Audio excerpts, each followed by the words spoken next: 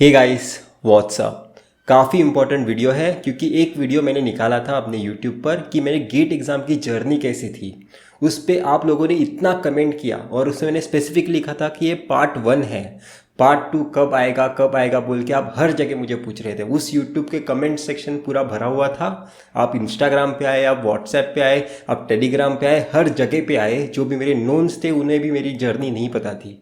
तो आज वो टाइम आ चुका है ताकि आपको मैं और ज़्यादा क्लोज लेके चलूँ मेरी जर्नी के रिलेटेड। क्योंकि जब मुझे जोश टॉक पे भी इनवाइटेड किया गया था तो मैंने ज़्यादा बातें नहीं की थी, क्योंकि मुझे लगता है मुझे नहीं समझ में आता कि मैं किस चीज़ों को रखूँ आपके सामने, किस चीज़ों को नहीं रखूँ, क्योंकि ऐसी बहुत सारी चीज़ें हैं जो उस टाइम पे मैं बता नहीं पाता था। तो अभी मुझे लगता है कि अभी मेरी लाइफ काफ़ी ज़्यादा नॉर्मल हो चुकी है, तो अभी मैं काफ़ी सारे एस्पेक्ट्स डिस्कस कर सकता हूँ मेरी जर्नी के।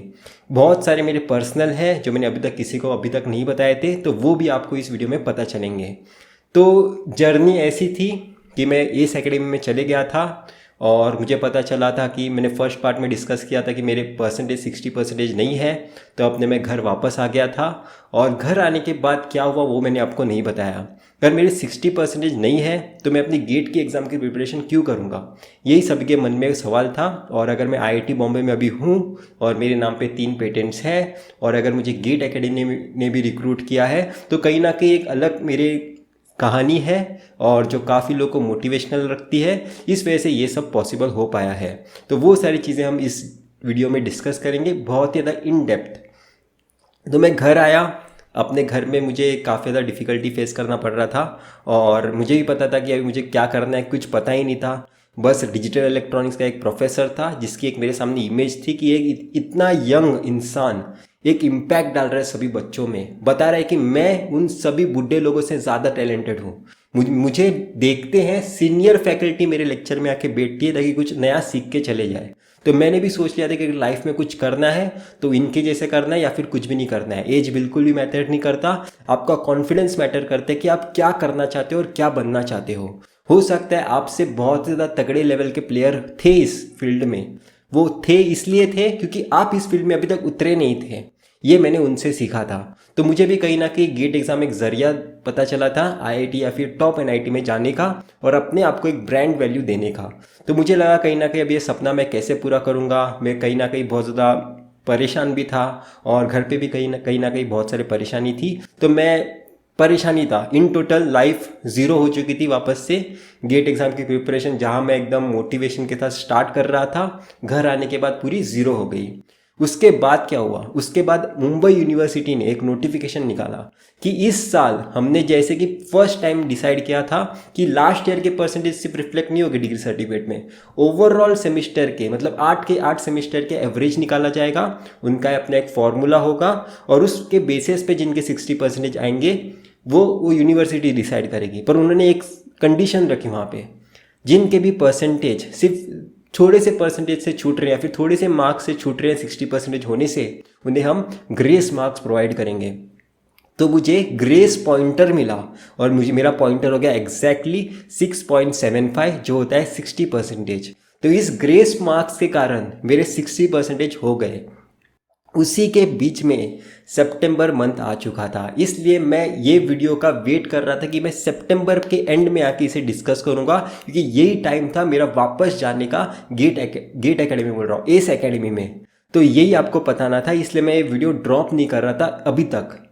तो यही वो टाइम था जहाँ पे मैंने सब्जेक्ट प्रिपेयर करना छोड़ दिया था। 2 सब्जेक्ट्स क्लासेस में पढ़ा के हो चुके थे, मुझे 2 सब्जेक्ट्स नहीं मैंने कर पाता था क्योंकि मेरा बैकग्राउंड भी काफ़ी पुअर था।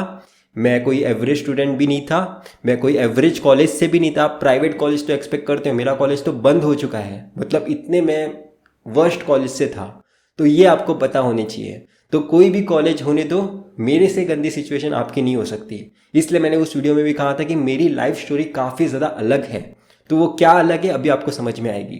तो मेरे को ये डाउट नहीं था कि मुझे वहाँ पे जाना है कि नहीं जाना है, क्योंकि मेरे लाइफ में कंडीशन उससे भी ज़्यादा वर्स्ट थी। मेरे लाइफ में गेट में मैं रैंक निकालूंगा कि नहीं निकालूंगा से भी ज़्यादा परेशानी मैं हर दिन फेस करता था। तो मैंने क्या सोचा कि यहाँ पे मैं जहाँ पे रहता हूँ वहाँ पे तो बहुत सारे फैसिलिटीज़ नहीं है मेरे पास। एटलीस्ट मैं पुणे जाऊँगा, अपने दोस्तों के साथ रहूँगा और वीकेंड बैच ज्वाइन करूँगा, तो मुझे कुछ दिन मिलेंगे जहाँ पे मैं इन फैसिलिटीज़ से बाहर निकल सकता हूँ। क्या फैसिलिटीज़ थे जिन्होंने मुझे मोटिवेट किया पुणे में वापस जाके एस एकेडमी ज्वाइन करने के लिए। वो थे घर में, मैं स्लम्स में रहता था पहले 2 साल पहले। तो वहाँ पे वॉशरूम नहीं है, मतलब घर पे वॉशरूम नहीं है, कोई वॉशरूम की जगह ही नहीं है। तो बाद हमें बाहर जाना होता है पब्लिक टॉयलेट्स में, जैसे कि आपने मूवीज़ में भी देखा होगा बहुत सारे, जो मुंबई के एकदम स्लम एरियाज होते हैं, वहाँ से था मैं। तो पढ़ाई का माहौल था ही नहीं, वॉशरूम नहीं है घर पे। तो मुझे एक ऐसे अपॉर्चुनिटी दिखी यहाँ से बाहर निकलने की कुछ टाइम के लिए। मैं हमेशा जब भी वैकेशन में भी अगर मैं कभी घर पे आता था तो मेरे लिए बहुत ज़्यादा डीमोटिवेशन मेरे को फील होता था, कि लगता था अभी सब लाइफ वापस से अभी वो होने वाली है, वापस से जहाँ पे मैं आया हूँ। और मुझे मेरा एरिया पसंद नहीं है, मतलब वहाँ पे बहुत सारी चीज़ें हैं जो मुझे पसंद नहीं है। तो मुझे यहाँ से जब भी बाहर जाने का मौका मिलता है मैं ऐसे चले आता था। तो इसलिए मैं एस एकेडमी पुणे वापस गया और मेरे 2 सब्जेक्ट्स पेंडिंग थे।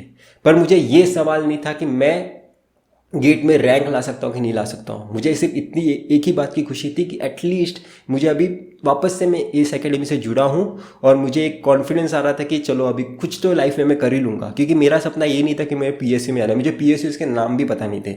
मुझे पहली बात तो पीएसयूज़ में सैलरी कितनी होती, क्या होती है वो भी पता नहीं थी। मुझे सिर्फ इतना करना था कि उस इंसान जैसा बनना है, उस डिजिटल इलेक्ट्रॉनिक्स जैसे प्रोफेसर जैसा मुझे बनना है। पहले मेरा सपना था वीजेटीआई कॉलेज में आने का, जो कि आईआईटी में भी नहीं आता, एनआईटी में भी नहीं आता, किसी भी कॉलेज में नहीं आता है। तो सपने भी बहुत ज़्यादा छोटे थे, इस वजह से कहीं ना कहीं मैं डीमोटिवेट भी नहीं हो पाता था और यही मुझे कहीं ना कहीं आगे बढ़ने में मदद करता था। मेरे सपने बनते हैं उसके बेसिस पे जैसे मैं होता हूँ। जैसे मैं अभी जब भी एस एकेडमी में गया तब मेरा सपना बना कि अभी उस इंसान जैसा बनना है। जब मैं उनसे जुड़ा ही नहीं था तब मुझे किसी के बोलने पे मैं वो नहीं बन सकता। जैसे कि आप बहुत लोग एक केसेस में क्या होता है, किसी ने बता दिया कि ये कंपनी बहुत ज़्यादा ब्रांड वैल्यू है, तो उस इंसान को सोच के मैं उस कंपनी में जाने की नहीं सोचूंगा। जब तक मैं उस कंपनी को खुद नहीं सुनूंगा या फिर मैं जाके उस एनवायरनमेंट में नहीं बैठूंगा तब तक मैं विश्वास नहीं करूंगा कि वो एक ब्रांड वैल्यू होगी। और यही कहीं ना कहीं हमें भटकने से रोकता है। मैं कहीं ना कहीं लाइफ में बहुत कम भटका हूँ, ऐसे बहुत सारी चीज़ें हुई है मेरी लाइफ में, फिर मैं उसमें से फटाक से बाहर निकल पाया हूँ। क्योंकि मुझे पता है कि मुझे क्या कभी करना है, क्या कभी नहीं करना है, वही बहुत ज़्यादा इंपॉर्टेंट होता है। जैसे कि मैंने प्रिपरेशन स्टार्ट कर दी, टेस्ट सीरीज दे रहा था, ऐसी कुछ भी रैंडमली कुछ भी दे रहा था, कोई प्रिपरेशन स्ट्रेटेजी थी ही नहीं फर्स्ट अटेम्प्ट में। ऐसे करते करते सितंबर चले गया था, अक्टूबर चले गया था, नवंबर चले गया था, दिसंबर चले गया था। वो 2 सब्जेक्ट्स जो बेसिक सब्जेक्ट थे, signals and signal systems, electronic devices, वो रह गए थे मेरे। पर मैंने ये नहीं सोचा कि अगर ये नहीं हुए तो मैं उसके बेसिस पे जो एडवांस सब्जेक्ट हो गए वो कर ही नहीं पाऊंगा। उसके लिए जो ज़रूरत थी चैप्टर्स की, वो चैप्टर्स मैंने खुद से कर लिए। और मेरे टेस्ट सीरीज़ में मैं देता ही नहीं था, रैंक आया तो आया, नहीं आया तो नहीं आया। पहली बात मेरे पास लैपटॉप भी नहीं था तब, मेरा लैपटॉप मैंने नया खरीदा था खुद ही, और वो भी मुझे शायद से दिसंबर नवंबर में मुझे खरीद के दिया था। इसलिए टेस्ट सीरीज़ का भी मुझे टेंशन नहीं था। मतलब सब कुछ मेरे लिए हो रही थी। मुझे लगता है कि जब अभी तक जो भी कुछ प्लान हुआ था मेरे लाइफ में, वो सब मुझे यहाँ पे पहुँचाने के लिए हुआ था। अगर मेरे पास सब कुछ होता तो मैं कहीं ना कहीं डीमोटिवेट होता कि अरे मेरे पास है फिर भी मैं उसे यूज़ नहीं कर रहा हूँ। अभी बहुत सारे लोग कैसे डीमोटिवेट होते हैं कि उनके पास टेस्ट सीरीज दे रहे हैं, उनके मार्क्स नहीं आ रहे। पर ऐसे कितने लोग हो गए, जैसे कि मैं था, उनके पास टेस्ट सीरीज देने का ऑप्शन ही नहीं था। मैं टैबलेट मुझे एक जन ने दिया था, वो टैबलेट भी वो मांग के ले लेता था, फिर मैं टेस्ट सीरीज दे ही नहीं पाता था। जब भी उसका टाइम आता था, तब मुझे टाइम मिलता था, तब मैं वो टेस्ट सीरीज देता था। तो ऐसे एकदम वर्स्ट सिचुएशन थी। फिर भी मुझे कहीं ना कहीं लग रहा था कि ये सारी चीज़ें डिसाइड नहीं करेगी, एक्चुअल डिसाइड क्या करेगी, गेट एग्जाम में मेरा परफॉर्मेंस क्या होगा।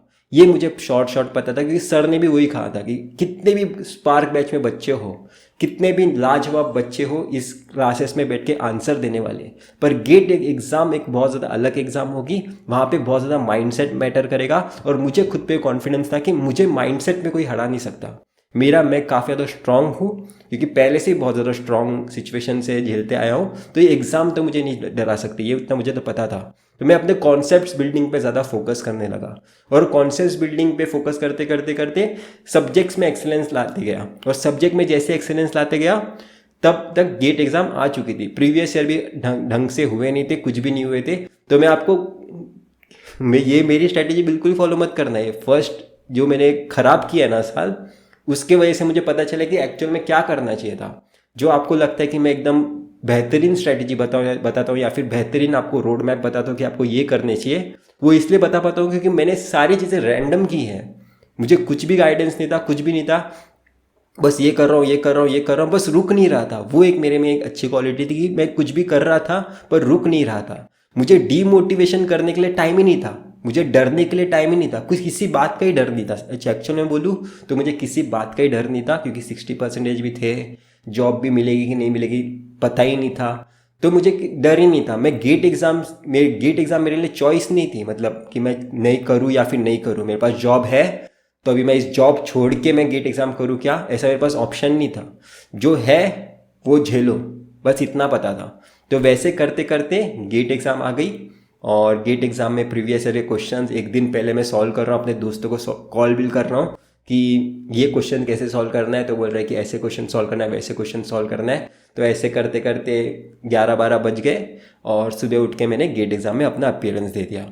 और 2017 में मुझे पता चला कि गेट एग्ज़ाम काफ़ी अलग है।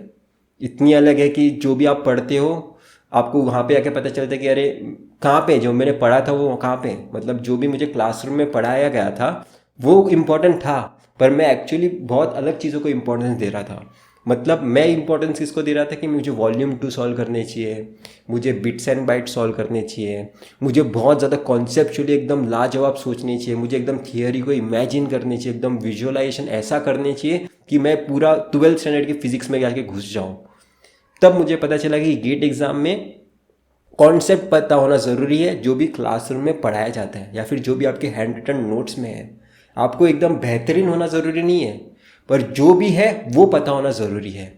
तब मुझे पता चला कि जो भी सब्जेक्ट्स पढ़ाए गए हैं उन्हें ही अगर मैं एक्चुअली करके लूँगा ना पूरा का पूरा, और जो भी मेरे पास नोट्स है उसे ही मैं अगर अच्छे से करूँगा, तो कहीं ना कहीं मेरे में एक चांस है अगले गेट एग्ज़ाम में इम्प्रूवमेंट करने का।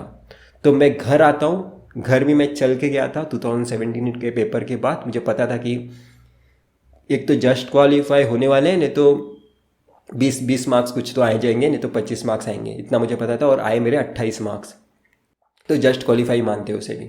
ठीक है, जस्ट क्वालिफाई मानते, 25 मार्क्स क्वालिफाई था, 28 मार्क्स का डिफरेंस, मतलब कुछ ज़्यादा डिफरेंस लाया नहीं हूँ मैं, तो जस्ट क्वालिफाई हुआ हूँ मैं।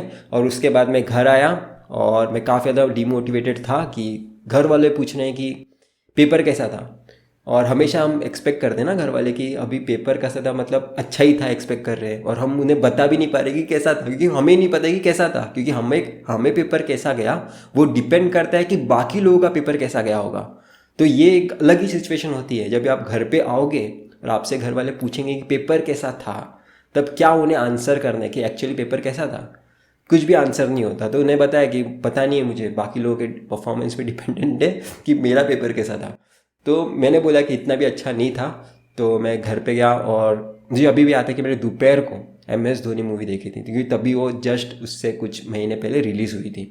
तो MS धोनी मूवी देखी और मुझे पता चला कि उसके भी लाइफ में काफ़ी सारे फेलियर्स है, उसमें पोटेंशियल है, पर कहीं ना कहीं उसे चांस नहीं मिल पा रहा था खुद को प्रूव करने का।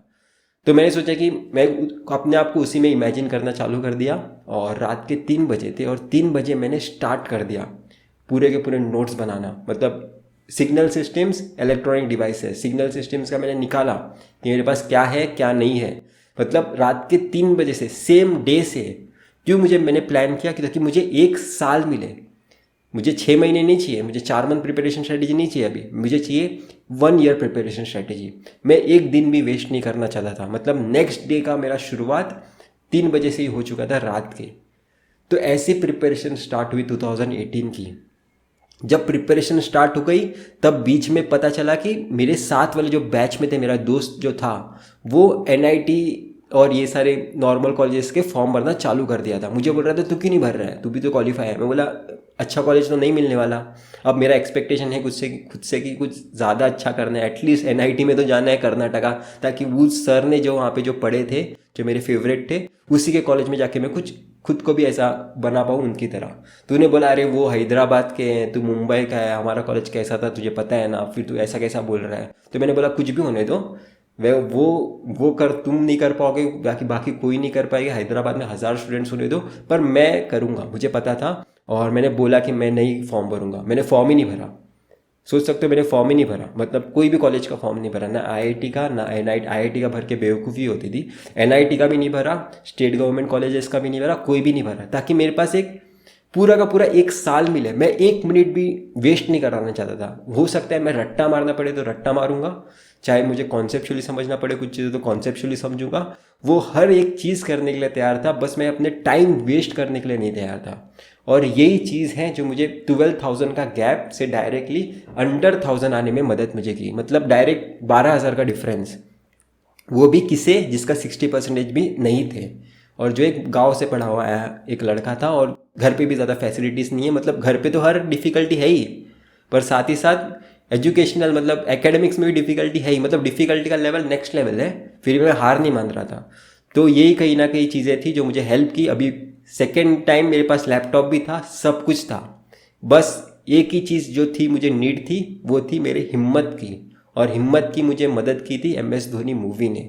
तो ऐसा हमें कई बार ऐसे कुछ एक्सटर्नल रिसोर्सेज की ज़रूरत होती है। 5 मिनट का वीडियो से हो सकता है आपको मोटिवेशन ना आए, पर हो सकता है आपको कोई एक मूवी देखोगे ना, तो मूवी एक कंप्लीट स्टोरी होती है, तो हम कहीं ना कहीं उसे खुद में उसको इमेजिन करने में हेल्प करती है। तो मैं हमेशा आपको इंस्टाग्राम पे भी रिफ़र करता हूँ कि ये मूवी देखो, ये मूवी देखो, मजाक में नहीं बोलता हूँ, उसका एक अपना इंपॉर्टेंस होता है। जो मूवी ने मुझे मोटिवेट किया, जैसे MS धोनी मूवी ने मुझे गेट में हेल्प किया, वैसे ही कुछ मूवीज़ है जिन्होंने मुझे इनोवेशंस में हेल्प किया। मैं इनोवेशन इसलिए कर पाया, 3 पेटेंट्स इसलिए कर पाया, इंटेलेक्चुअल प्रॉपर्टी मेरे नाम पे इस वजह से हो पाई क्योंकि मैंने उस मूवी देखने के टाइम अपने आप को उसमें इमेजिन किया था, जिस वजह से मेरी सोच बदलती गई। तो जैसे सोच बदलती जाएगी वैसे हमारी लाइफ भी इंप्रूव होती जाती है। जैसे कि आपने देखा होगा यूट्यूब वीडियोस हमने रास्ते पे रिकॉर्ड करने से चालू किया था, आज हमारा अपना सेटअप बना रहा हूँ, सब कुछ इंप्रूव कर रहा हूँ, ये भी चेंज करके रख दूंगा अगले 1 वीक के अंदर, मैं आपको लिख के दे रहा हूँ। सब कुछ चेंज होगा। चेंज होगा कब? जब हमारा माइंडसेट चेंज होगा। हमें अपग्रेड होने की ज़रूरत नहीं है, हमारे कपड़े अपग्रेड होने की ज़रूरत नहीं है, सब कुछ अपग्रेड हो जाता है जब जैसे हमारी सोच अपग्रेड होना स्टार्ट होती है। डीमोटिवेट होने के लिए हमारे पास टाइम ही नहीं होने चाहिए।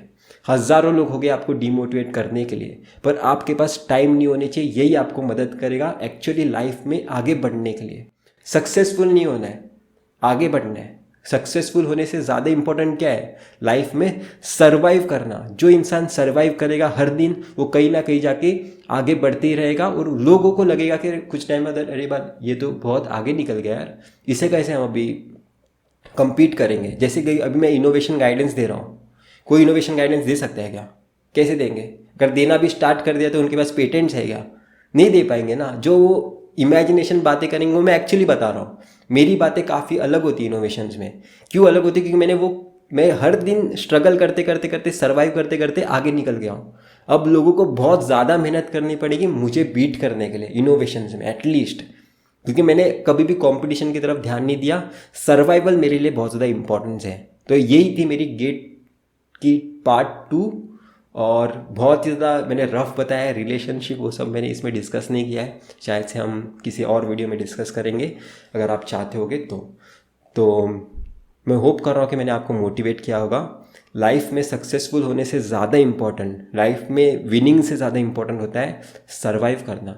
जो सर्वाइव करेगा वही यहाँ से निकल के जाएगा, और लोगों को लगने लगेगा कुछ टाइम बाद कि अरे भाई ये कहाँ पहुँच गया, हम तो इसे खरगोश समझ रहे थे। यही इम्पोर्टेंट है। तो होप कर रहा हूँ कि आपको ये वीडियो पसंद आया होगा। तो इतना ही था इस वीडियो में, हम फिर मिलेंगे किसी वीडियो के साथ। Till then.